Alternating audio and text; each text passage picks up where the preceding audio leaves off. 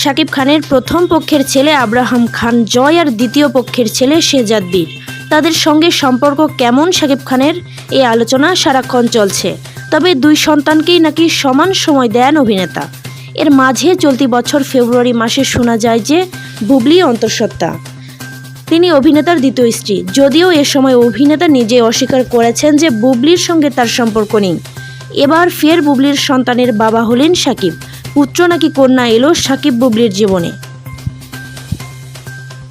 গত বছরের শেষের দিকে বুবলি ও শাকিব তাদের ছেলে শেহজাদ বীরকে নিয়ে আমেরিকায় ঘুরতে যান। সে সময় নাকি তারা ফের ঘনিষ্ঠ হন। গত বছরের ডিসেম্বর মাস থেকেই অভিনেত্রী অন্তঃসত্ত্বা হওয়ার গুঞ্জন ছড়ায়। তবে এরপর এমনও শোনা যায় যে গর্ভপাত করিয়েছেন বুবলি।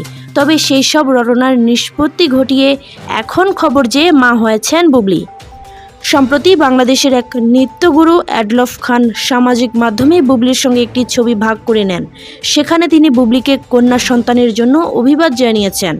যদিও বাংলাদেশের সংবাদ মাধ্যম একাংশের দাবি পুত্র সন্তান হয়েছে শাকিব বুবলির, কিন্তু কেন এত টানটান গুঞ্জন, তার যদিও সঠিক উত্তর নেই।